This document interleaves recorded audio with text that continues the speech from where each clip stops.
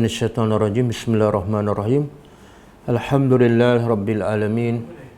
Nahmaduhu wa nasta'inu wa nastaghfiruh. Wa na'udzu billahi min syururi anfusina wa min sayyiati a'malina. Man yahdihillahu fala mudilla lahu wa man yudlil fala hadiya lahu. Asyhadu an la ilaha illallah wahdahu la syarika lahu wa asyhadu anna Muhammadan 'abduhu wa rasuluh. Subhanaka la ilma lana illa ma 'allamtana innaka antal alimul hakim. Allahumma 'allimna ma yanfa'una wanfa'na bima 'allamtana wa zidna ilma. Allahumma ati anfusana taqwaha wa zakkiha anta khairu man zakkaha anta waliyuha wa maulaha. Rabbi yassir wa la tu'assir, Rabbi tammim bil khair, amma ba'du. Hari ini insya-Allah kita sambung tadabbur surah Ar-Ra'd. Surah yang ke-13 dan ayat yang ke-19.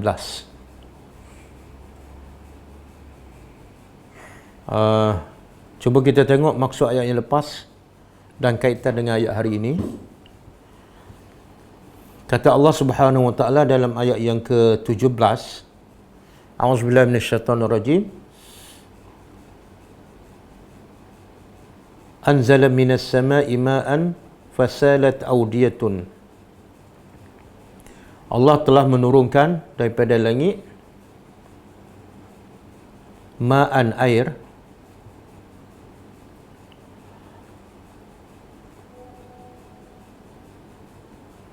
fasalat awdiyatun, maka air itu mengalir dengan kuat.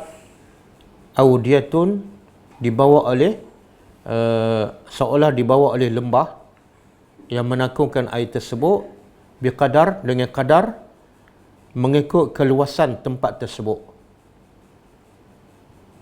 Kemudian air itu pula membawa pula zabadan rabiah, buih-buih ataupun sampah-sampah kotoran yang berada di atas air. Jadi Allah buat contoh ilmu ataupun kebenaran ataupun hidayah itu seumpama bekas yang menakung air. Kalau bekas tu bersih, bekas tu subur, dan bukan setakat boleh menakung air, tapi dia akan membawa kebaikan kepada orang lain. Dia akan menumbuhkan tumbuh-tumbuhan dan tumbuhan itu akan membawa kebaikan kepada orang lain. Dan sebaliknya, kalau tapak yang menakung air itu tidak subur, maka dia hanya dapat menakungkan air, tapi tempat itu tak boleh memberi kebaikan kepada orang, tak boleh menumbuhkan tumbuhan. Tapi ada orang lain boleh datang dan mengambil air di tempat tersebut. Dan juga ada tempat yang ketiga yang tidak boleh menakung air, dan juga tempat itu tidak subur, tidak boleh menumbuhkan tumbuh-tumbuhan ataupun buah-buahan. Maka itulah gambaran hati yang telah mati, khususnya kepada orang-orang yang kafir. Jadi Allah nak bagi tahu contoh ilmu kebenaran hidayah dengan kebatilan. Kalau benda tu baik, kalau benda tu benar, dia akan membawa kebaikan dan kebaikan tu akan berterusan. Dia akan kekal. Tapi kalau benda tu batil, maka dia seperti buih-buih, sampah-sampah yang tidak memberi manfaat kepada orang, dan dia akan hilang begitu saja. Jadi kat dunia ni ada dua saja. Satu al-haq, yang kedua al-batil. Yang memberi kebaikan dan kekal al-haq. Yang merugikan manusia ialah kebatilan dan akan hilang begitu saja. Kemudian Allah beritahu dalam ayat yang ke-18. Lillazina istajabu li rabbihim al-husna, hasil daripada kebenaran yang dibawa oleh Rasul, yang diturunkan oleh Allah melalui Al-Quran dan juga melalui Jibril, maka bagi orang beriman wajib dia istajabu, menyahut, menerima apa yang dibawa oleh Rasul. Dan kelebihannya, bila orang beriman menerima apa yang dibawa oleh Allah dan Rasul, kelebihannya ialah dia akan dapat al-husna, syurga. Jadi apa saja yang kita beriman kepada Allah, kita mentaati perintah Allah, kita hadapi segala ujian dengan sabar, dengan redha, bukan kerja percuma, tapi kerja yang ada ganjaran yang sangat-sangat besar di sisi Allah, iaitu Al-Husna. Dan inilah kewajipan orang beriman. Kewajipan orang beriman ialah bila dengar je perintah Allah, bila dengar je sunnah Nabi, kewajipannya istajabu. Sami'na wa ata'na. Bila mereka dengar perintah Allah daripada Quran ke ataupun daripada hadis, mereka buat tak tahu, mereka tak sahut, maka mereka termasuk golongan yang kedua, iaitu wallazina lam yastajibu. Orang yang tidak menyahut, tidak menerima, tidak beriman dengan apa yang dibawa oleh Allah dan Rasul, maka orang ni adalah orang yang paling rugi di dunia dan di akhirat. Sehingga Allah buat contoh, orang yang menolak kebenaran, menolak sunnah-sunnah Nabi ni, walaupun mereka ada harta sebesar dunia, seluas dunia, dan mereka dimasukkan ke dalam neraka, dan mereka nak gunakan dunia, seluruh dunia yang mereka miliki untuk menembuskan diri mereka daripada neraka, maka Allah tidak akan terima. Allah tidak akan terima untuk membebaskan mereka daripada neraka. Bahkan bagi mereka, su'ul hisab, hisab yang paling buruk. Su'ul hisab mana? Hisab yang detail, yang besar, yang kecil, yang terantara, yang sembunyi, yang 1 juta, yang 1 sen, semua akan dihisab. Dan itulah wabi'sal mihad, seburuk-buruk tempat tinggal. Okey. Jadi kesimpulan ayat yang lepas, Allah nak buat perbandingan antara hak dan batil. Kalau hak, dia akan berkembang, dia akan memberi kebaikan kepada orang, dan dia akan kekal. Kalau batil, dia tak akan memberi kebaikan kepada orang yang membawa dan orang yang menerimanya, dan kebatilan itu tidak akan kekal. Itu je. Dan balasan, kalau membawa, menerima kebenaran dan menyebarkannya, balasannya adalah syurga yang tidak pernah dilihat oleh mata, tak pernah didengar oleh telinga, dan tak pernah terlintas di kepala. Dan kalau menolak kebenaran, sebaliknya menerima kebatilan, kesesatan, maka balasan yang juga adalah bukan kepalang, iaitu neraka Jahannam. Jadi kita di persimpangan, nak menyahut seruan Allah dan Rasul untuk mendapat syurga yang kekal abadi, ataupun untuk mengikut hawa nafsu, mengikut manusia yang membawa kita ke neraka yang sangat-sangat panas. Okey, kaitan ayat yang lepas dengan hari ini ialah seolah ayat hari ini Allah nak simpulkan.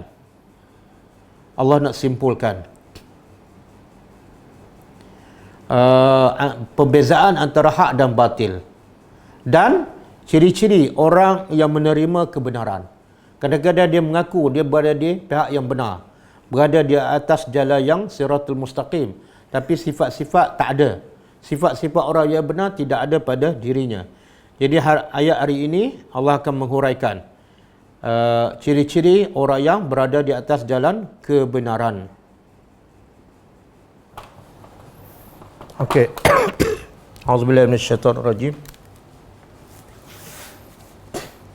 Afaman ya'lam.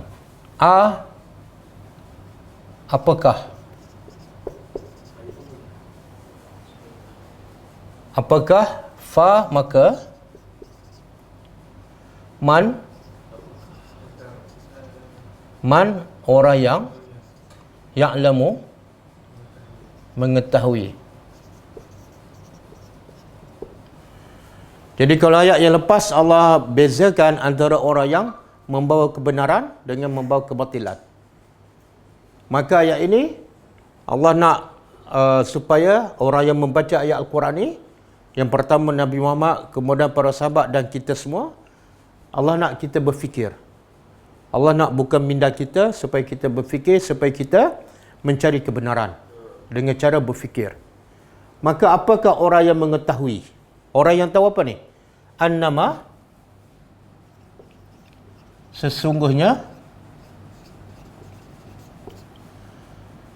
unzila, hanyalah unzila,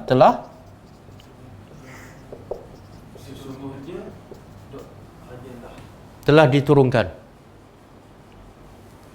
ilaika, kepada engkau.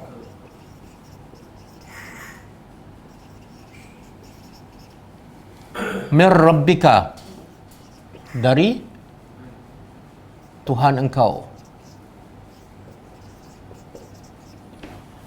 Apa dia? Al-Haq. Apa yang telah diturunkan kepada Nabi daripada Tuhan engkau, iaitu Al-Haq, kebenaran.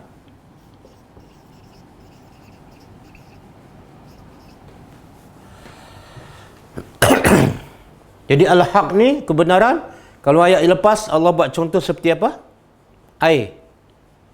Air yang Allah turunkan daripada langit, sebagaimana Quran turun daripada langit dan turun pula di lembah. Lembah tu ibarat hati manusia.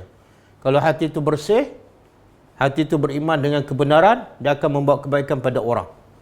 Jadi Allah bukan minda hamba-hambanya dengan soalan.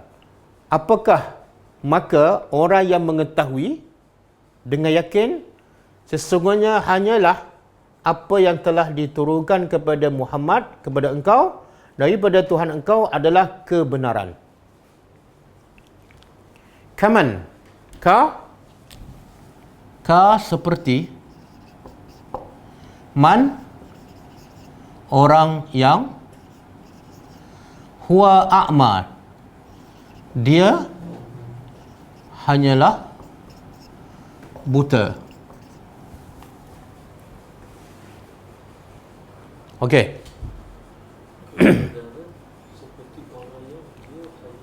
Boleh faham tak ayat ni? Dia kalau baca, kalau kita terjemah, kita mungkin belum faham. Itu dia panggil apa ni? Terjemahan ni makna menterjemahkan, menghuraikan, menjelaskan makna setiap perkataan. Tapi walaupun kita dah tahu makna setiap perkataan, maksud ayat yang sebenar kita belum faham. Apa yang Allah nak bagi itu sebenarnya?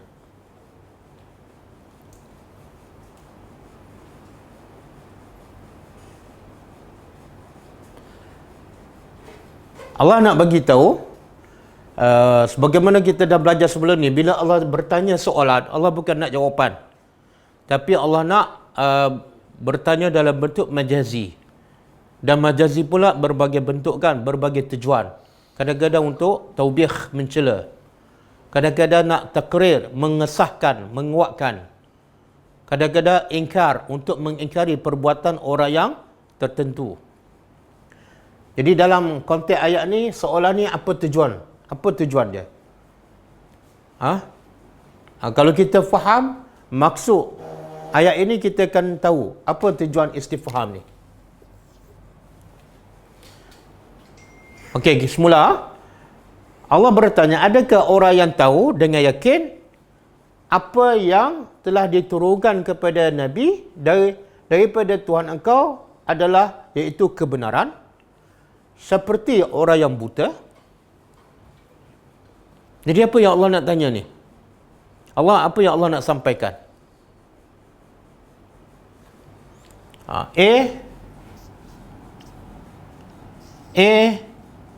Tahu dan yakin dengan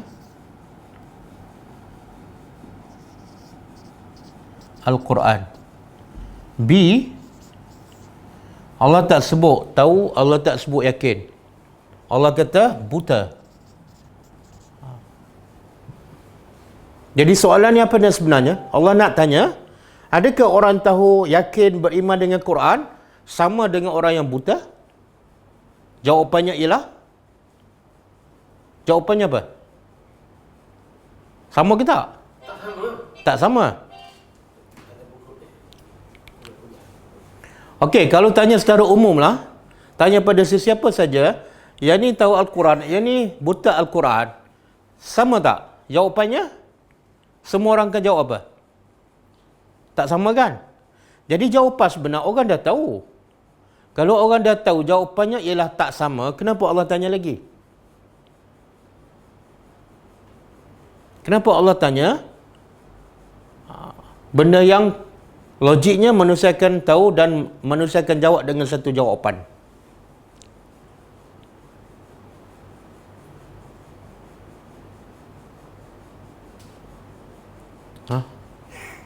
Macam bapa tanya pada anak kan, Anak malah pergi sekolah. Dia pun tanya anak, ni, orang yang pergi sekolah dengan orang yang duduk melepak kat kedai sama tak? Tak sama. Dia akan jawab apa? Tak sama. Tak sama kan? Mak bapak bila tanya soalan tu, mak bapak dah tahu tak anak dia akan jawab tak sama? Tahu. Tahu kan? Kalau tahu, kenapa tanya lagi? Nak menyindir kan? Ha? Nak suruh dia berfikir. Kenapa nak sindir? Nak suruh dia tahu bahawa dia tak ada manfaat tu kat kedai tu. Pergi sekolah tak ada manfaat. Tapi dia dah tahu dah. Dia tak sindir anak dia tu. Nak suruh anak dia berfikir kan? Sebenarnya bila dia tanya soalan yang pada umumnya anak dia macam dah tahu, jawapan pun dah tahu. Tapi sebab dia masih tak pergi sekolah juga, seolah macam dia tak tahu. Faham tak? Kalau betul kamu tahu pergi sekolah lebih baik daripada lepak tu, kalau betul kamu tahu, kamu buat apa? Pergi sekolah. Pergi sekolah. Bila kamu tak pergi ni, seolah jawapan kamu tak sama tu macam tak terpakai. Sebab perbuatan kamu tak sama dengan jawapan. Faham? Sekarang, pandangan ramai manusia, orang yang belajar agama, belajar Quran, dengan orang yang belajar dunia dan berjaya dalam kehidupannya, tapi mereka buta Al-Quran. Kalau tanya orang ramai, dia kata mana lebih baik? Belajar dunia tak? Belajar dunia kan? Tapi Kan? Tak mungkin dia jawab apa? Yang belajar Al-Quran lebih baik. Tapi perbuatan dia belajar dunia. mengatakan yang ni lebih baik. Jadi sebenarnya Allah nak tanya soalan supaya manusia berfikir. Kalau betul kamu jawab baca Al-Quran, tadabbur Al-Quran lebih baik, maka buatlah sebagaimana jawapan kamu. Jangan pula kamu jawab lain tapi buat yang lain.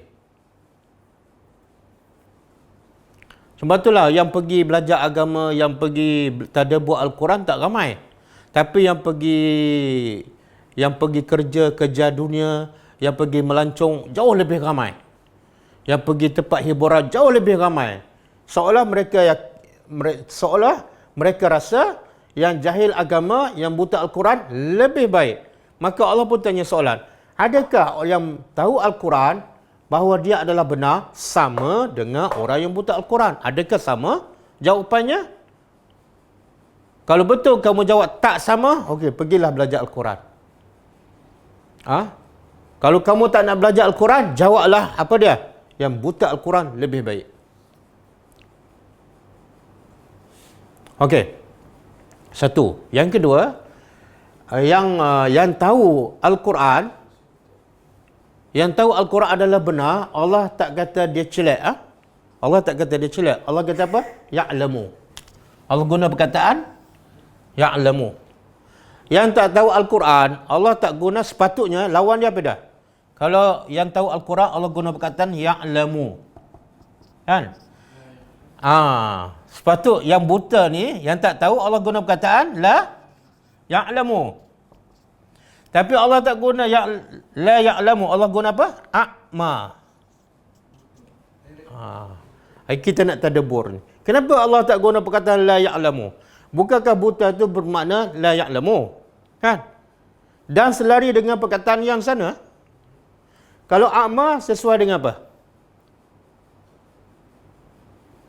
Kalau bahasa Arab, al-basir. Al-basir, orang yang celak. Barulah selari. Kalau sini guna a'ma, sini guna al-basir. Kalau sini guna ya'lamu, sini guna. Jadi kita nak faham, kenapa Allah guna perkataan a'ma? Kenapa?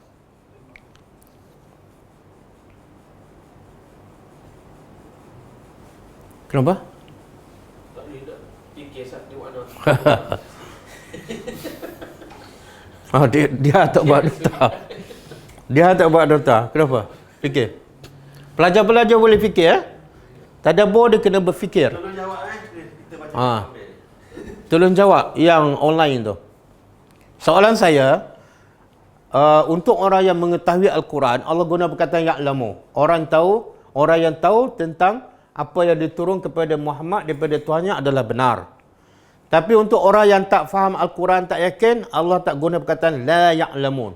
Tapi Allah guna a'ma, buta. Jadi kenapa Allah guna perkataan a'ma? Apa message Ha?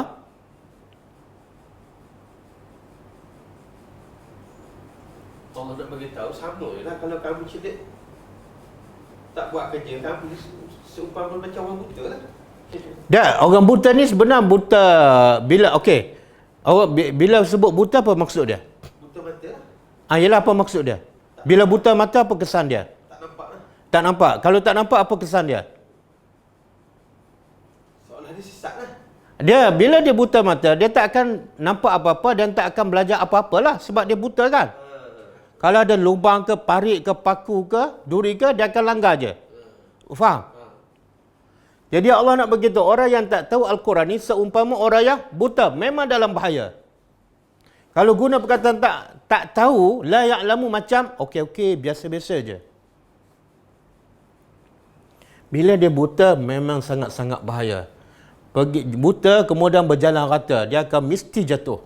Dia akan mesti terpijak duri. Macam-macam bahaya sebab dia mata dia buta. Begitulah gambaran orang yang tak tahu Al-Quran, orang yang tak tahu agama, orang tak tahu hukum halal dan haram. Mesti dia akan langgar benda-benda yang bercanggah dengan agama. Jadi Allah nak kata dia ni sebenar lebih bahaya daripada orang buta. Dan buta di sini buta apa ni? Sebenar bila Allah kata orang ni buta, sebenar buta mata ke buta apa ni? Buta hati. Buta hati. Yang paling bahaya dalam Islam ialah buta hati. Ada tak orang yang dia buta mata tapi dia duduk dalam kumpulan A, dia tahu? Ada kan? Contoh? Contoh. Bagilah sahabat Nabi. Abdullah bin Maktum, mata dia buta tapi dia tak termasuk dalam kumpulan ni. Dia nampak mana yang halal, mana yang haram, mana dosa, mana pahala. Tapi berapa ramai yang celak tapi dia masuk dalam kumpulan orang buta. Seperti Abu Jahal, Fir'aun, Abu Lahab, Abu Talib. Okey. Dua. Yang ketiga Allah sebut yang diturunkan kepada engkau daripada siapa? Min Rabbika, dari Tuhan engkau. Kenapa Allah sebut dari Tuhan engkau? Allah boleh sebut ni unzila minallah. Minallah dengan min Rabbika. Mana lebih sama kan? Allah ialah makna Tuhan. Rabb ialah makna Allah. Tapi Allah guna perkataan apa ni? Allah guna perkataan Rabbika. Kenapa Allah tak guna perkataan Allah? Beza tak dari segi makna? Bezanya apa? Apa perbezaannya?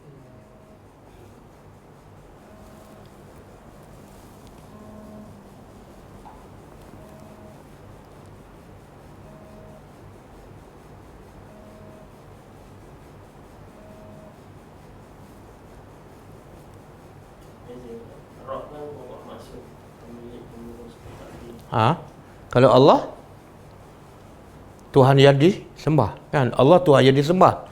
Kalau Rabb mana? Dari pencipta engkau, pengurus engkau dan jadi beza tak dari segi makna? Quran diturun daripada pencipta engkau, pengurus engkau, pentadbir, dengan Quran diturunkan daripada Tuhan yang berhak disembah. Beza? Bezanya apa? Allah nak begitu, Quran ni turun daripada siapa? Daripada orang yang cipta engkau. Bila orang Tuhan yang cipta engkau menurunkan Al-Quran, maka Quran tu mesti benar. Quran tu mesti baik untuk kamu sebab dia pencipta kamu. Tapi kalau sebut Allah, orang faham apa dia? Alah, Tuhan yang disembah, dia bukan pencipta. Jadi mungkin orang boleh tolak. Tapi kalau sebut kitab ni daripada pencipta, itu mana? Lagi tegas. Lagi menunjukkan kamu kena faham Al-Quran dan kamu kena ikut. Sebab dia bukan daripada orang biasa, bukan daripada Muhammad, tapi daripada Tuhan pencipta. Okey, kemudian Allah bagi tahu innama hanyalah yatazakkaru, akan ambil peringatan, pengajaran siapa? Orang-orang yang berakal.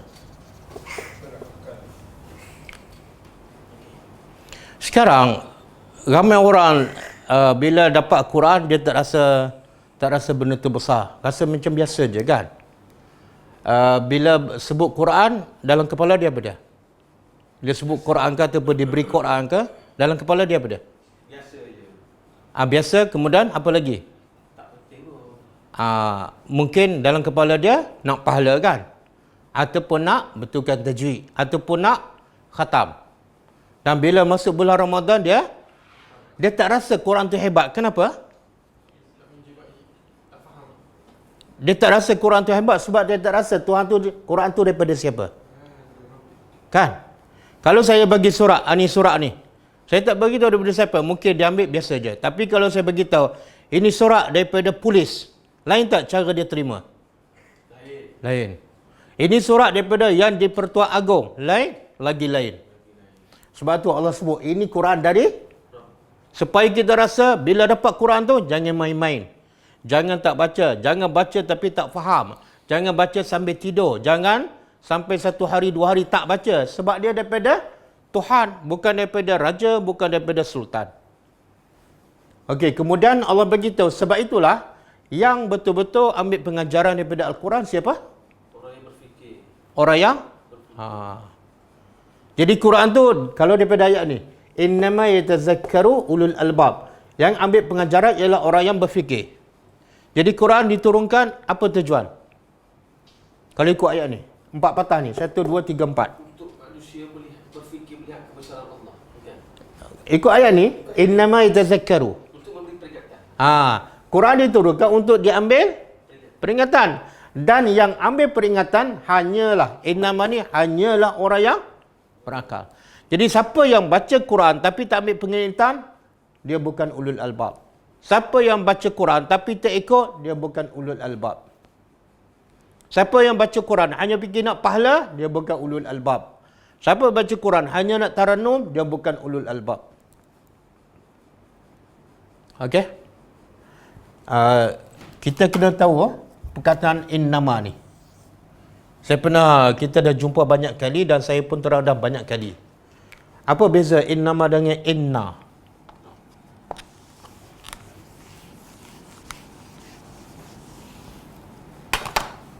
Apa dia?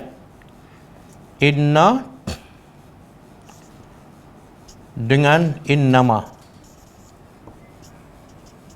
Apa beza dia? Saya buat contoh. Inna Muhammad dan inna Zaidan talibun. Satu lagi ayat innama Zaidun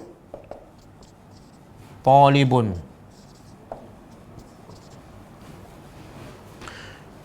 Okey, apa beza antara dua ayat ni? Kalau yang atas tu cuba terjemah. Zaid adalah pelajar. Yang bawah?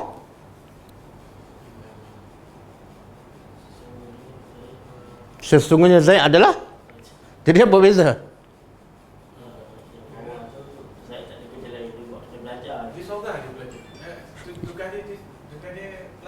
Yang mana? Nombor 2. Bila ada ma, asal dia inna kan, tambah ma je, maka maknanya dia berubah. Kalau sebelum tambah ma, sesungguhnya Zaid seorang pelajar. Tapi mungkin tak dia buat kerja lain. Mungkin dia guru juga, belajar part time kan. Mungkin dia imam. Cuma inna hanya nak menegaskan bahawa dia adalah pelajar. Okey? Tapi bila masuk ma, innama Zaidun talibun, nak bagi tahu sesungguhnya hanyalah Zaid hanyalah seorang, mana dia tak buat kerja lain. Guru pun tak, imam pun tak, yang lain semua tak ada. Pelajar je, full time. Dari mana kita tahu dia hanya pelajar full time? Dari mana kita tahu? Innama, kan? Okey. Di sini Allah guna innama kan? Apa maksud innama yatazakkaru ulul albab? Dengan innama ni makna dia cukup jelas. Sesungguhnya hanyalah yang ambil peringatan adalah orang yang berakal. Makna apa tu? Yang berakal je yang ambil pengajaran. Kalau dia tak ambil pengajaran, dia tak berakal. Kan? Kalau dia tak berakal, dia tak ambil pengajaran. Boleh? Jadi semua yang baca Quran tak ambil pengajaran, mana termasuklah tak faham, dia bukan ulul albab. Bila tak ulul albab, dia masuk apa ni? Masuk dalam perkataan a'ma, buta. Berapa ramai yang baca Quran, tapi sebenarnya Allah kata dia buta. Sebab apa? Sebab dia tidak yatazakkar. Okey, jelas ha?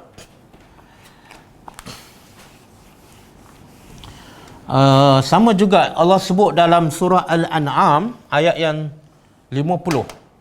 Surah Al-An'am ayat 50. Allah tanya soalan yang lebih kurang sama. Hal yastawi al-a'ma wal basir afala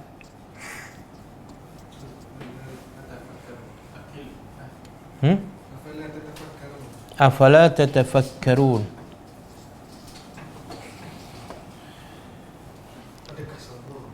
Adakah sama orang buta dan orang yang celak? Buta apa ni?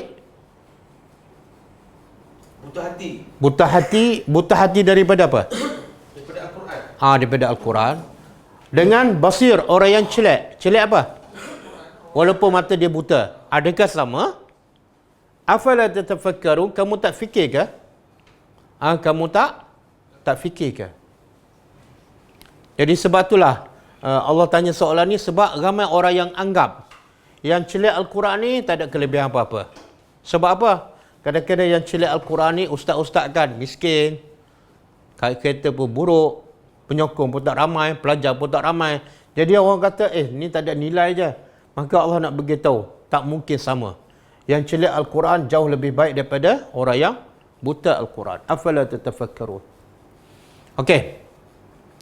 Sekarang kita nak tahu, kita termasuk tak ciri-ciri ulul albab? Sebab di sini Allah sebut ulul albab kan?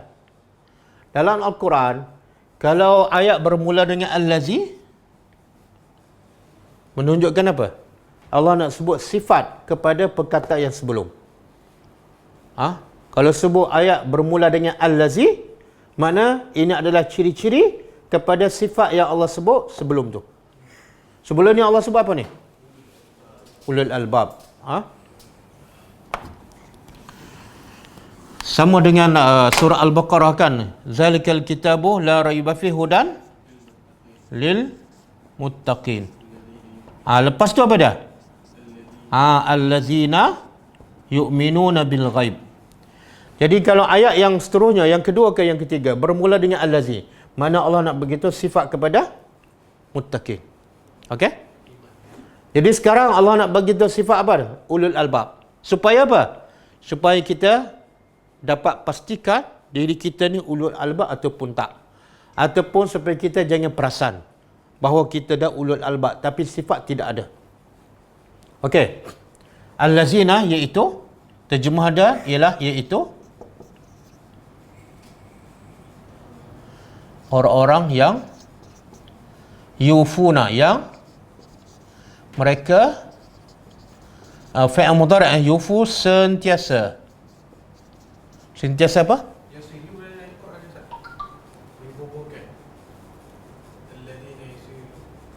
Itu ayat 21. 21 kan?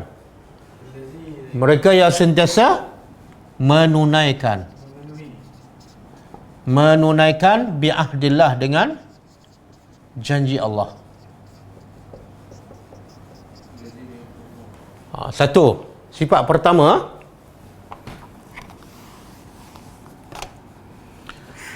sifat ulul albab.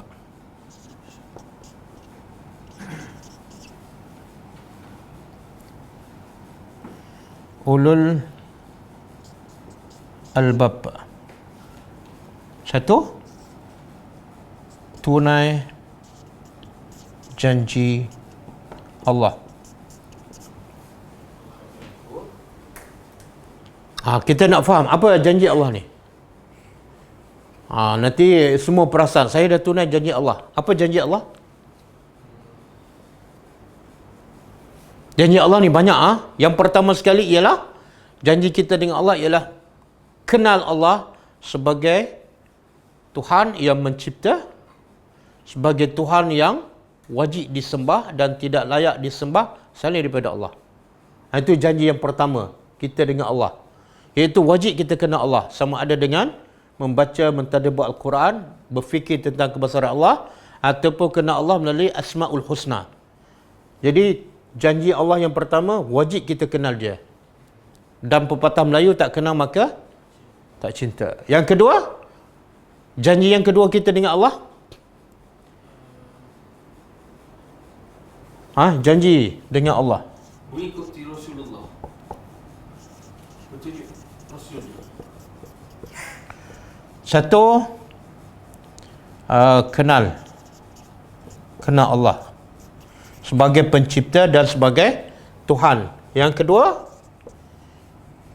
ikut perintahnya, ikut semua perintahnya. Yang ketiga, ikut sunnah Nabi.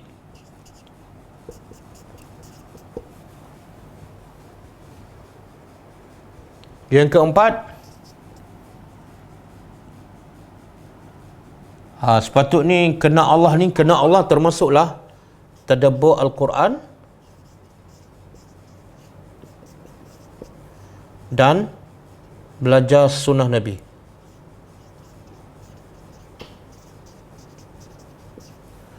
Yang keempat, amalkan. 2 dan 3 amalkan, sebarkan. Ini janji kita dengan Allah ni, wajib sebarkan ilmu. Sebab tu dalam Quran Allah melaknat orang yang sembunyikan ilmu, Allah melaknat orang yang tidak mencegah kemungkaran. Sebarkan ilmu dan cegah kemungkaran.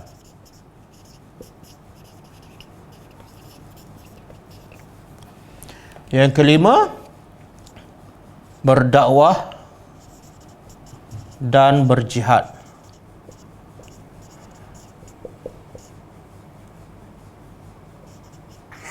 Ini secara umum lah.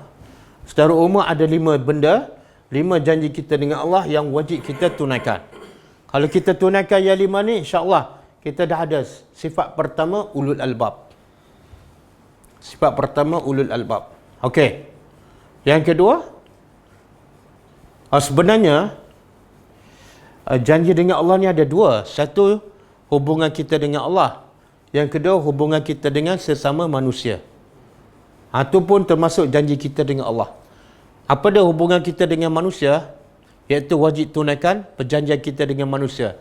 Apa-apa saja bentuk perjanjian, nikah kahwin, tanggungjawab kita sebagai suami, tanggungjawab kita sebagai bapa, tanggungjawab kita sebagai jiran, tanggungjawab kita sebagai ketua syarikat, tanggungjawab kita sebagai anggota masyarakat. Itu semua hubungan kita dengan manusia dan termasuk dalam janji dengan Allah.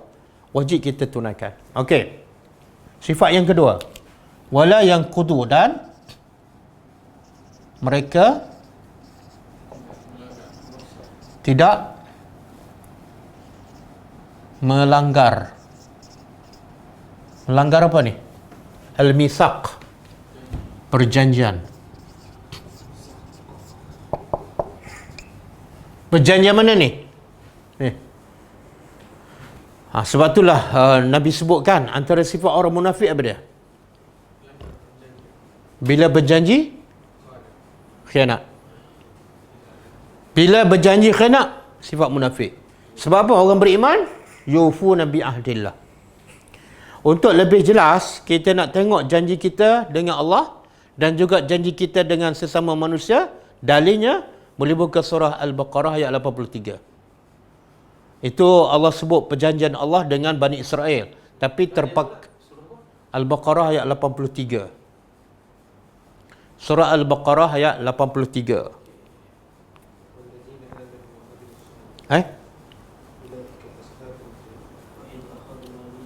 Tu. Wa idza khazna mitsaqa Bani Israel alla ta'budu illallah. Satu dengan Allah. Yang kedua, wa bil walidaini ihsana. Dengan mak bapak wajib buat baik. Dengan orang ramai pula, yang pertama, wal zil qurba, kaum kerabat. Kemudian yang ketiga, wal yatama, anak yatim. Yang keempat, wal masakin, orang miskin. Yang kelima, ibnu sabil kan? Ibnu sabil, orang musafir yang terputus bekalan. Yang keenam,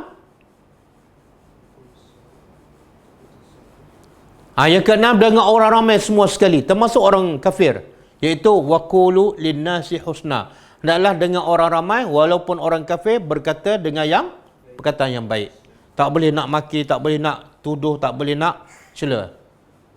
Itu ayat 83 kan? Surah Baqarah menggambarkan perjanjian kita dengan Allah, termasuklah perjanjian kita dengan orang ramai.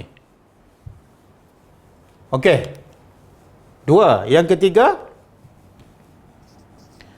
tidak melanggar perjanjian. Ini yang kedua kan?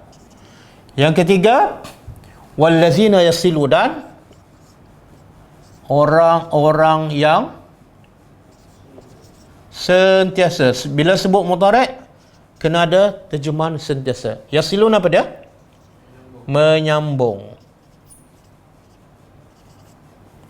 Ma amarallah, apa yang Allah perintah.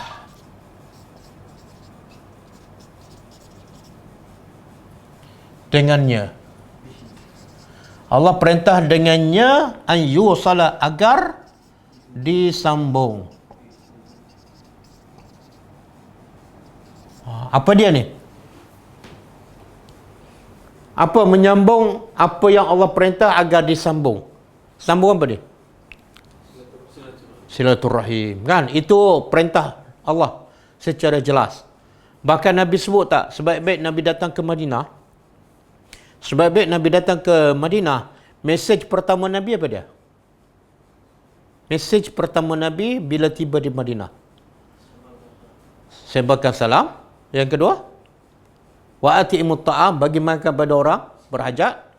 Yang ketiga, wasilul arham, sambung hubungan silaturahim. Yang keempat, hubungan dengan Allah, wasallu wan nasu niyam, solatlah malam dalam keadaan orang ramai tidur.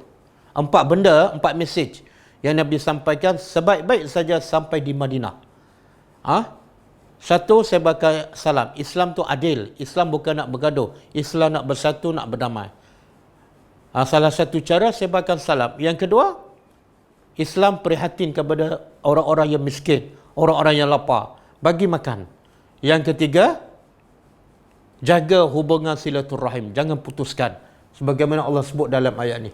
Dan yang keempat, kuatkan hubungan kamu dengan Allah melalui solat malam. Sebab itulah orang putus hubungan silaturahim ni, apa hukuman dia? Dosa kecil ke dosa besar? Apa hukuman dia? Neraka. Neraka tu Nabi sebut apa? La yadkhulu al-jannah qati'un. Qati'un. Hadis sahih. Tidak akan masuk syurga qati'un, orang yang memutuskan silaturahim.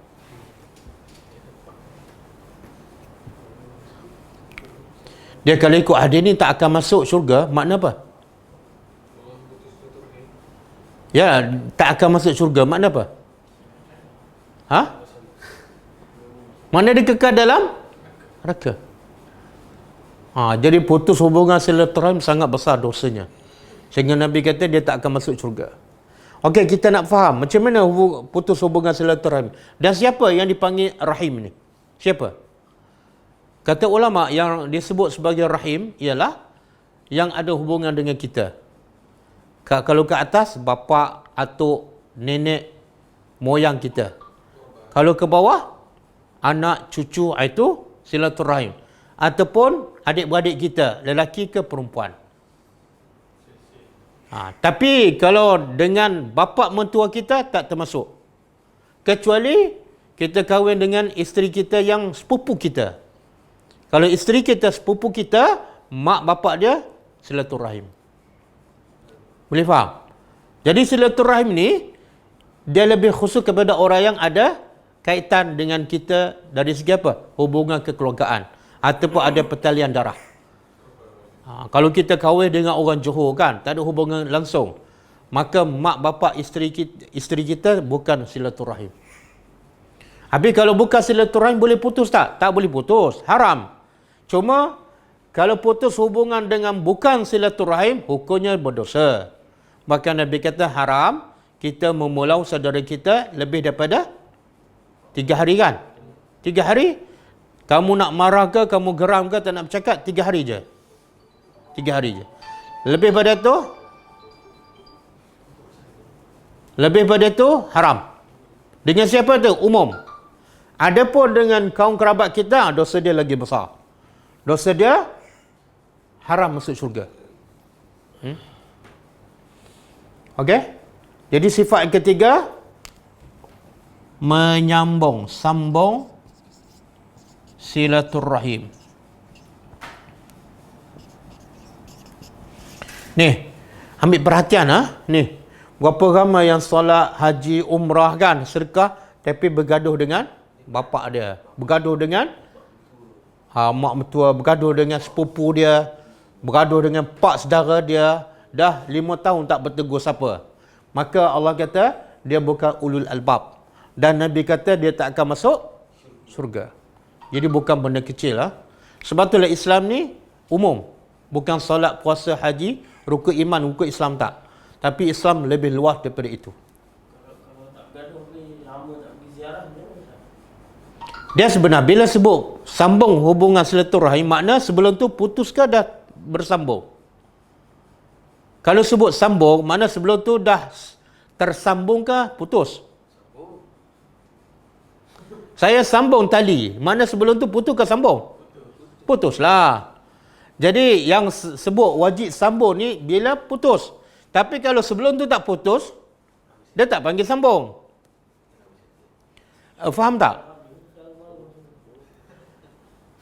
Tak, dia kena faham Yang putus hubungan ni makna kita tak bersambung dengan dia, tak kontak dia, tak bertegur dengan dia sebab ada masalah dalam masalah peribadi ke dengki ke, itu putus hubungan silaturahim, termasuk amaran ni Nabi.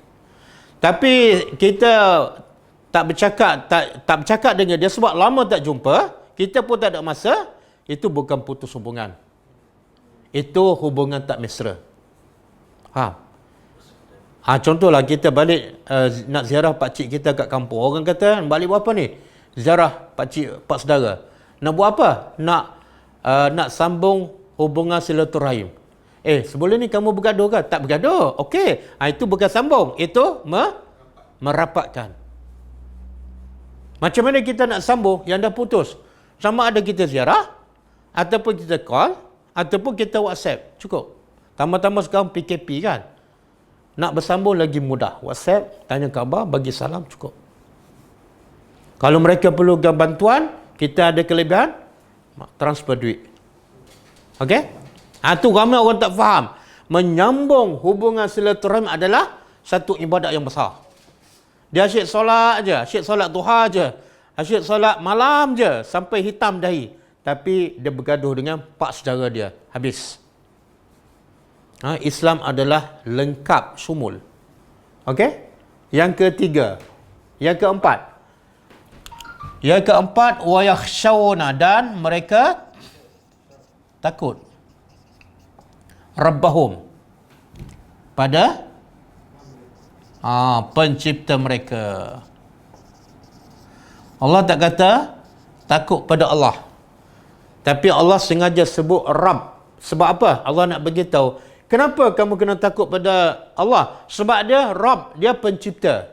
Jadi kalau dia pencipta, dan bukan dia pencipta engkau saja, dia cipta langit bumi, dia turunkan hujan, maka memang layak dia ditakuti. Memang layak dia digeruni. Yang tak patut kamu takut apa dia? Hantu. Hantu bukan cipta kamu, hantu bukan boleh buat apa-apa, hantu tak bagi rezeki pada kamu. Kenapa kamu takut benda yang tak sepatut kamu takut? Berapa ramai yang takut pada benda yang tak sepatut takut? Takut pasal rezeki, dia tak solat dia tak takut. Dia lawan Tuhan dia tak takut, tapi dia takut tak dapat rezeki daripada Tuhan yang dia lawan. Jadi dah terbalik ramai masyarakat kita takut pada benda yang tak patut ditakuti. Yang sepatut dia takut iaitu Rabb, dia tak kisah. Ramai yang mengompakkan mengumpat, buat dosa, buka aurat, langsung tak takut pada Allah. Tapi dia pergi kerja, penat, dalam keadaan buka aurat sebab takut tak dapat rezeki. Dalam keadaan dia melawan pemberi rezeki. Jadi yang sepatut kita takut adalah satu saja, Tuhan. Kenapa? Sebab dia Rabb. Dia pencipta, pengurus, pentadbir.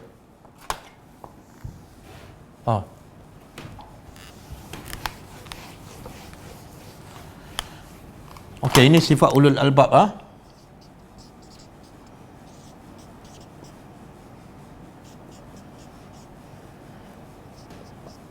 Okey, yang keempat apa tadi? Takut hanya kepada Allah. Dan kita kena faham, takut pada Allah dengan takut pada manusia ataupun takut pada hantu berbeza.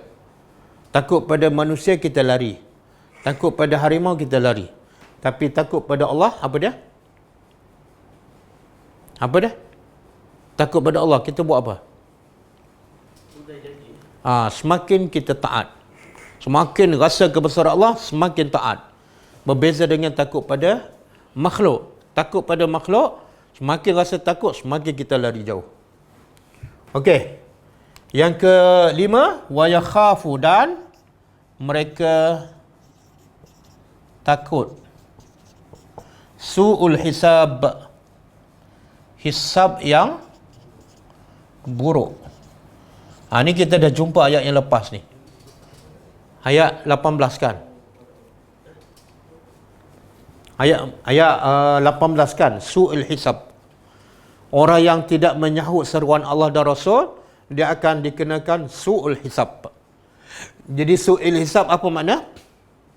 Kita dah belajar sebelum ni kan? Nabi kata siapa yang dihisab, celakalah dia. Tapi dalam masa sama Nabi berdoa, Allahumma hasibni hisaban yasira. Ya Allah, hisablah aku dengan hisab yang mudah. Hisab yang mudah lawan su'ul hisab. Hisab yang mudah, Allah panggil orang beriman seorang-seorang, tunjuk satu-satu dosa dia, dan akhirnya Allah bagi tahu, kat dunia aku tutup dosa kamu daripada orang ramai, dan di akhirat aku ampunkan. Itu hisaban yasira. Tapi kalau su'ul hisab, Allah akan hisab semua dosa manusia, yang besar, yang kecil, walaupun dia buat sampah. Satu sampah je, di tengah-tengah malam, di jalan raya, Allah akan hisab. Kadang-kadang dia terlintas dengki pada orang kan, dan dia tak istighfar, itu pun Allah akan hisab. Itu mana su'ul hisab. Mana? Itu tanda-tanda celaka lah. Kalau yang besar, yang kecil, yang dulu, yang selama-lamanya, semua Allah akan hisab, itu tanda dia celaka. Jadi, sifat ulul albab apa dia? Dia sangat takut dengan su'ul hisab. Bila dia takut, dia buat apa? Hisab diri sendiri. Bila dia takut pada su'ul hisab, dia buat apa? Dia baiki amalan dan dia tak akan buat dosa yang menyebabkan dia akan dihisab. Sebab itulah ciri-ciri orang beriman, selain daripada dia takut pada Tuhan, dia takut pada azab Allah. Kalau kita tengok surah Al-Insan, kan, surah Al-Insan Allah puji Al-Abrar. Apa dia sifat Al-Abrar? Sifat Al-Abrar apa dah? Yufuna bin nazri kan? Satu, yufuna bin nazri. Wa yakhafuna wa yufuna bin nazri, kemudian wa yakhafuna yauman kana syarruhu mustatira. Kan? Jadi orang ulul albab ataupun al-abrar lebih kurang sama. Pertama, yufuna bin nazri. Apa makna nazri? Dia menunaikan nazar. Apa makna nazar? Janji. Janji dia dengan Allah ditunaikan. Termasuk sama dengan ayat ni, yufuna bi ahdillah. Yang kedua, wa yakhafuna yawman kana syarruhu mustatira. Dia sentiasa takut pada hari yang kejahatannya akan bertebaran. Mustatira makna kejahatan azab neraka ataupun keseksaan daripada mahsyar dia akan merebak merata. Jadi orang al-abrar sangat takut pada hari ini. Bila takut pada ni dan dia tunaikan nazar, apa dia akan buat? Baru datang sifat ketiga, wa yut'imuna at-ta'am. Wa yut'imuna at-ta'am ala hubbihi miskinan wa yatiman wa asira. Nampak tak? Dia takut pada hari kejahatan yang merebak ni mendorong dia untuk buat apa? Mendorong dia untuk buat apa? Orang miskin. Bukan mendorong dia duk meratik kat masjid. Bukan mendorong dia banyak pergi umrah. Tak. Takut azab neraka mendorong dia untuk bantu orang.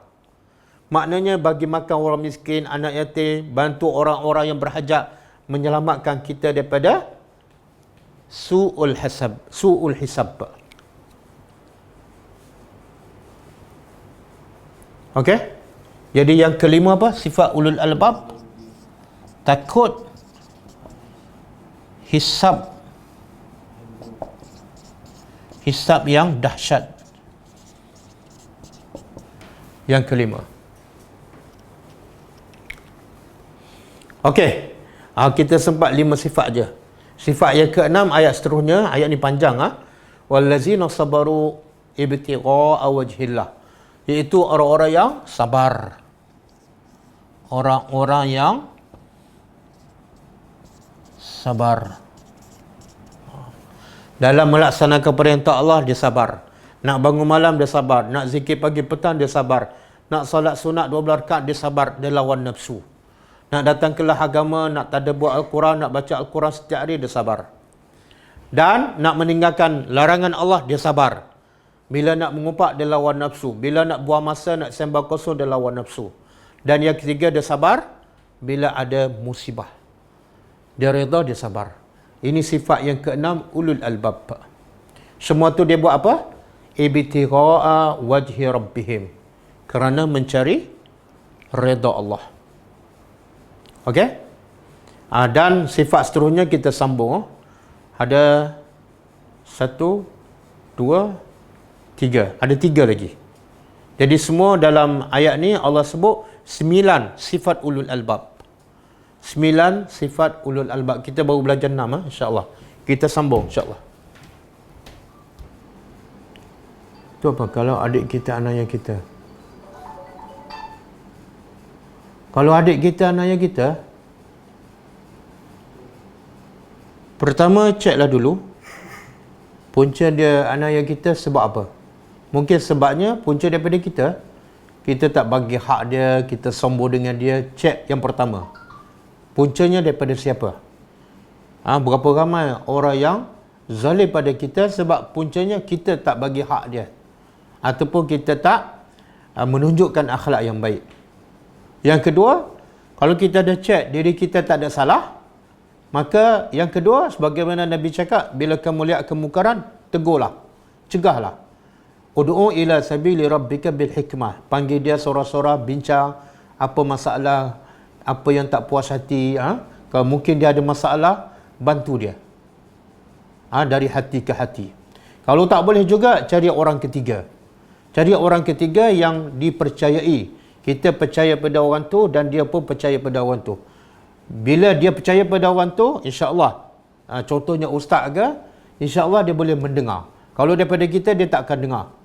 Jadi carilah orang yang dia percayai, dia respect, insya-Allah, nasihat orang yang ketiga dia akan dengar. Dan kalau dah buat langkah tu semua, dia tak nak buat juga, yang keempat, kita redha, kita sabar. Sebab apa? Dia zalim pada kita ada, siapa ada kelebihan? Kalau orang adik-beradik kita zalim pada kita, siapa yang lebih? Kita yang lebih. Pertama, kelebihan orang yang dizalimi apa dia? Doa kita mustajab. Doa orang yang dizalimi mustajab. Ada kelebihan. Yang kedua, kita dapat kelebihan kalau kita dizalimi, kita redha, kita sabar. Kita dapat lagi pahala. Dosa kita diampun dan sabar pula, pahalanya tidak ada had. Ya Allah, hebatnya orang yang dizalimi. Sebab itulah orang yang paling dekat dengan Allah, orang yang paling tinggi darjah di sisi Allah ialah para nabi. Dan sebab itulah para nabi lah orang yang paling banyak dizalimi. Dimaki, dihina, diseksa, bahkan ada para nabi dibunuh. Dan ada yang bunuh nabi itu bukan orang lain, orang yang paling dekat. Ada yang menentang nabi itu isteri dia. Ada yang menentang nabi ialah bapa dia. Ada yang menentang nabi adalah pak cik dia, orang yang dekat. Jadi jangan kita tengok siapa yang dengki pada kita, tapi tengoklah, fikirlah yang positif. Apa kebaikan kalau aku redha dengan tapi itu yang keempat lah. Ambil dulu langkah pertama, yang kedua, yang ketiga. Kalau dah tak boleh semua, jalan dah jam, kita ambil langkah keempat, fikir yang positif. Semoga Allah nak bagi pahala daripada kezaliman adik-beradik aku pada aku. Allah nak bagi aku semakin tinggi darjah dan semakin dekat dengan Allah Subhanahu Wa Taala. Wallahu a'lam. Masyitah Kasim. Apa beza antara ahdi dengan misak? Sebenar dalam bahasa Arab dia adalah perbezaan. Bila beza perkataan ada perbezaan. Tapi bila digunakan secara berasingan, maka makna dia sama. Ahdun perjanjian, misak juga makna perjanjian. Cuma ahda ni lebih kurang berlaku perjanjian sama ada dengan mulut ataupun bertulis. Tapi kalau misak dia lebih kuat lagi, iaitu diikat, wasaqa. Apa dia panggil? Bil urwatil wusqa, dengan ikatan yang kuat. Jadi misak daripada wusqa. Jadi misak perjanjian yang lagi diikat dengan kuat. Sebagaimana Allah sebut dalam surah Baqarah, perjanjian Allah dengan Bani Israel kan, ayat 83. Wa aidh akhadna mithaqa Bani Israel. Allah tak sebut ahdi. Bila Allah sebut misak, mana perjanjian tu lagi kuat. Wallahu alam.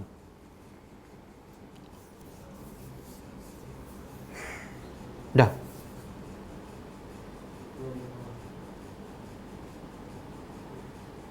Kita dah cuba menyambung silaturahim, tapi orang itu masih tak dapat terima. Okey, tak ada masalah. Kewajipan kita ialah berusaha. Nabi kata, jangan kamu pulau saudara kamu lebih pada 3 hari. Haram. 1 hari, 2 hari, 3 hari, okey, Islam bagi, Islam benarkan. Itu hak kita kan, nak marah ke, nak lepaskan geram dalam tempoh 3 hari, okey, sampai 3 hari je. Tapi lepas 3 hari, kena balik seperti asal. Dan Nabi kata, yang terbaik ialah yang memulakan dengan salam. Jadi kalau kita dah mulakan, lepas 3 hari, kita dah mula bagi salam, tapi dia tak jawab, dah cukup. Kita dah dapat masuk dalam kumpulan orang yang terbaik. Nabi kata orang yang terbaik ialah orang yang memulakan salam. Nabi tak sebut orang lain menyambut salamnya, tak.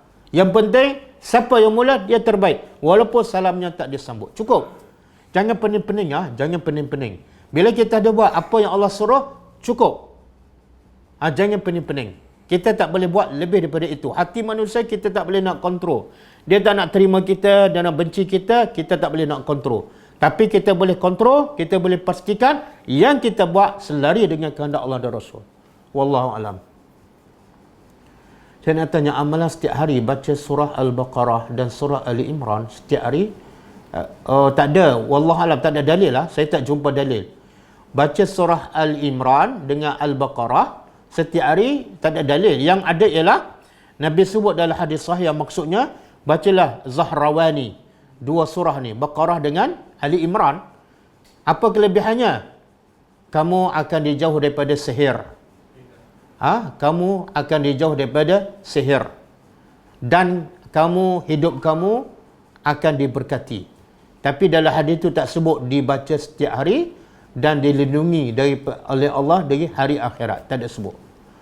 Satu lagi Nabi sebut, bacalah surah Al-Baqarah kerana ia akan melindungi kamu daripada syaitan. Mana-mana rumah yang dibaca surah Al-Baqarah, maka rumah itu tidak akan dimasuki oleh syaitan. Itu surah Baqarah saja. Wallahu alam.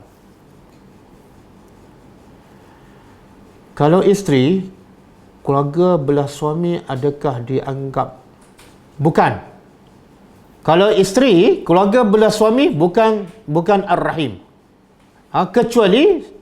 Kecuali suami dia, sepupu dia. Itu silaturahim. Contohlah isteri orang Kelantan, kahwin dengan orang Seremban yang tak ada kaitan langsung, maka mak bapak suami bukan ar-rahim. Bukan ar-rahim. Dia ikhwan ataupun ukhuwah macam biasa.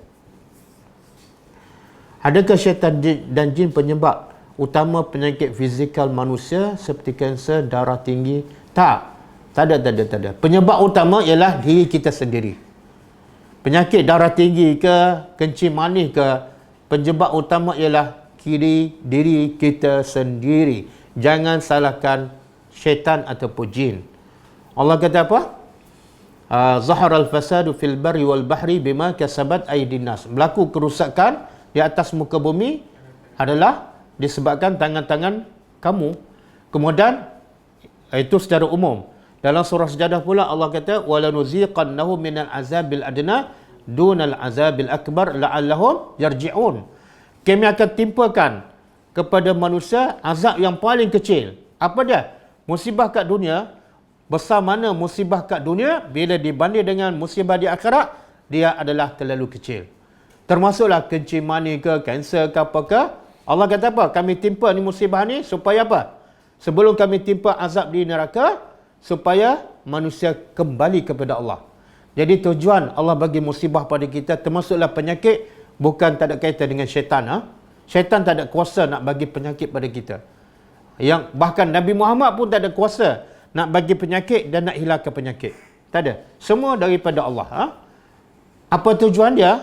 Tujuannya ialah la'allahum yarji'un, supaya dengan musibah itu manusia kembali kepada Allah Subhanahu wa taala.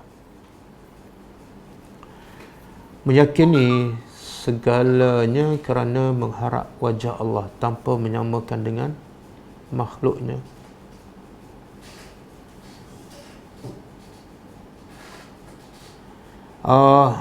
Meyakini segalanya kerana mengharapkan wajah Allah. Sebenarnya itulah ayat Quran, ibtigha'a wajhillah. Buat apa-apa untuk mencari redha Allah. Wajhullah. Allah sebut wajah. Jadi bila kita sebut wajah Allah, kita bukan menyamakan Allah dengan manusia. Kita hanya terjemah apa yang Allah cakap tentang diri dia. Allah kata apa? Wajhullah. Dalam ayat lain, kalau nak maksud redha, Allah sebut redha. Ibtigha'a mardatillah. Jadi takkan Allah tak tahu bahasa Arab? Maha suci Allah. Maha suci Allah daripada tak tahu bahasa Arab. Kalau Allah guna perkataan, kalau Allah nak maksud redha, Allah guna mardatillah. Hanya ayat. Kalau Allah guna perkataan wajah, Allah nak wajah. Maksud apa? Kata ulama, semua orang yang beriman yang akan masuk syurga akan melihat wajah Allah. Makna nikmat yang paling besar dalam syurga ialah melihat wajah Allah. Maka Allah sebut dalam surah Yunus, lillazina ahsanu al-husna wa ziyadah. Surah Yunus ayat 57. Allah kata bagi orang yang telah melakukan kebaikan pada orang lain, baginya adalah husna, syurga, wa ziyadah. Ulama, para sahabat mentafsirkan ziyadah ialah melihat wajah Allah. Tapi jangan berhenti setakat tu. Wajah Allah yang macam mana? Laisa kamitslihi syai'un. Allah tak mungkin sama dengan sesuatu. Wajah Allah yang selayaknya dengan Allah. Wajah Allah yang selayaknya dengan Allah. Tuhan, dia Tuhan, kita makhluk. Takkanlah wajah Allah sama dengan makhluk. Maha suci Allah. Jadi bila kita sebut wajah Allah, kita bukan menjisimkan Allah, tapi kita menterjemahkan apa yang Allah cakap tentang dirinya, dan kita sebut juga wajah Allah yang selayak dengan dia. Tak mungkin sama dengan wajah manusia. Wallahu a'lam. Apakah hukum memutuskan hubungan dengan seorang rakan kerja yang jadi mengadu domba, mengampu kepada majikan sehingga ramai rakan? Dia sebenarnya apa tujuan kita tak bercakap dengan dia? Kalau tujuan nak putus hubungan silaturahim, hukumnya haram. Tapi kalau tujuan kita tak bercakap dengan dia, nak bagi pendidikan pada dia, nak bagi pengajaran supaya dia sedar, itu bukan putus hubungan silaturahim. Itu adalah proses untuk mendidik ataupun untuk memberi pengajaran. Sebagaimana Nabi tak bercakap dengan sahabat 3 orang kan, antaranya Ka'ab bin Malik yang tak hadir dalam peperangan Tabuk. Itu bukan putus hubungan silaturahim, itu ta'dib, untuk mengajar dan mendidik. Tapi bila sampai satu tahap, satu tempoh tak berkesan juga, bercakap macam biasa, senyum, jumpa, bagi salam. Wallahu a'lam.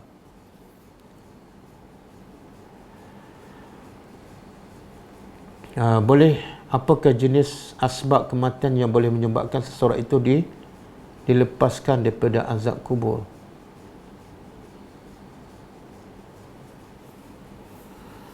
Subhanallah, kalau orang beriman, dia mati beriman, dia akan lepas daripada azab kubur. Selain daripada yang mati syahid. Yang mati syahid bukan setakat lepas daripada azab kubur, tapi seolah pun tak ada. Para Nabi tak ada azab kubur, orang yang mati syahid tak ada azab kubur. Dan orang yang Nabi kata 70,000 yang tawakalnya sangat tinggi pada Allah juga mati tanpa hisab, tanpa azab kubur. Dan secara umumnya orang beriman, kalau dia mati dalam keadaan beriman, insya-Allah dia akan selamat daripada azab kubur, insya-Allah. Kalau ada anak bersikap derhaka, apa yang patut ibu bapa lakukan? Sepatut dilakukan, pertama kena cek apa punca anak derhaka. Mungkin anak derhaka sebab dia yang salah. Sebab itulah ada kisah seorang sahabat, anak tu mengadu bapa mengadu anak dia tak dengar cakap dia.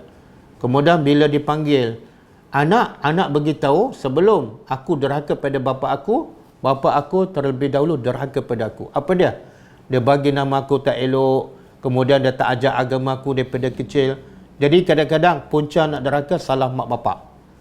Jadi betulkan, kalau kita salah, kita betulkan, kita minta maaf kepada anak.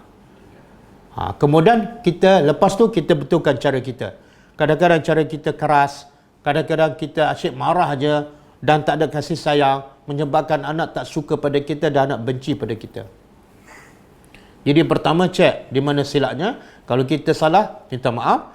Yang kedua, betulkan cara kita berinteraksi dengan anak-anak. Yang ketiga, tunjukkan contoh yang terbaik. Kadang-kadang orang boleh berubah bukan dengan kata-kata, bukan dengan arahan.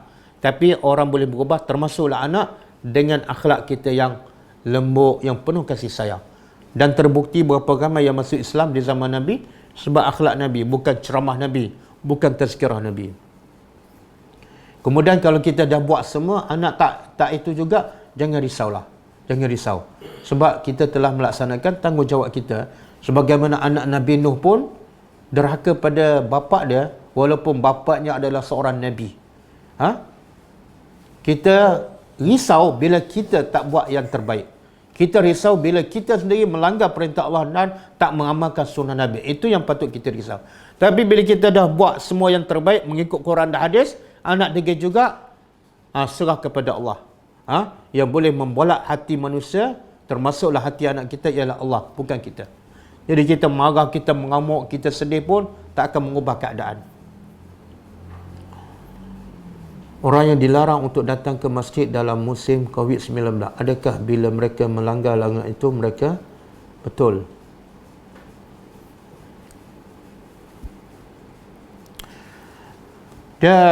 Bila dah keluar arahan jangan pergi ke masjid, alasannya nak jaga nak takut penyakit COVID-19 merebak kan. Secara zahirnya keputusan tu bukan buat secara berseorangan daripada pakar-pakar perubatan dan juga orang-orang yang ilmuwan, orang yang agamawan, maka tak payahlah kita pergi. Dan kalau kita tak pergi pun tak salah. Sebab apa? Ada halangan. Kita nak pergi, orang tak bagi. Jadi jangan rasa bersalah sebab kita bukan tak nak pergi. Yang patut kita bersalah bila dia angkat larangan tapi tak pergi pun. Berapa ramai yang tak pergi bila tak ada larangan. Yang tu langsung tak rasa bersalah. Jadi ketika ada larangan, kita tak pergi, jangan rasa bersalah. Sebab kita memang nak pergi tapi dihalang. Jadi kalau dia buat keputusan yang salah, dia yang tanggung dosa. Dia yang akan tanggung dosa. Kita buat yang terbaik. Walaupun tak pergi masjid, boleh tak buat terbaik di rumah? Ya Allah, banyak.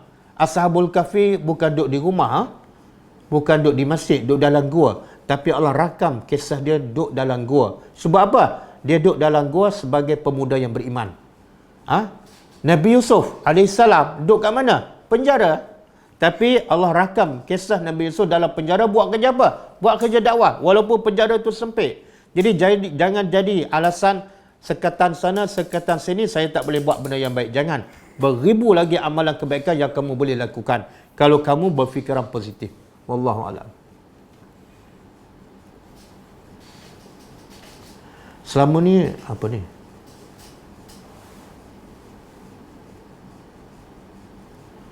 Kalau dia putus silaturahim dengan kawan yang tak ada pertalian, adakah sama? Tak sama. Kita putus hubungan silaturahim dengan kawan yang bukan kerabat kita lah. Tak ada hubungan silaturahim. Dia tetap berdosa, tapi tak sama dengan putus hubungan dengan yang ada hubungan silaturahim. Tak sama. Dia berdosa, tetap berdosa. Apa surah yang paling afdal dibaca dalam solat? Surah yang paling afdal yang dibaca dalam solat ialah apa yang Nabi baca. Yang kedua, surah yang kita baca dan kita faham, yang boleh menyentuh hati kita dan membantu untuk kita khusyuk dalam solat.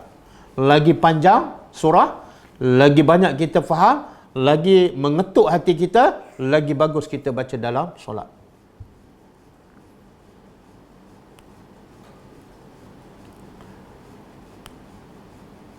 Hubungan kita dengan anak tiri, adakah dianggap silaturahim? Silaturahim bukanlah. Sebab dia bukan daripada darah daging kita. Anak tiri bukan daripada darah daging kita. Jadi dia bukan termasuk dalam silaturahim. Tapi adakah boleh kita putus hubungan dengan dia? Tetap tak boleh. Tetap berdosa. Pertalian sepupu termasuk, ya, sepupu, 2 pupu, 3 pupu masuk. Bekas menantu kita tak putus. Bekas menantu kita tak putus hubungan selain dari tak batal wuduk.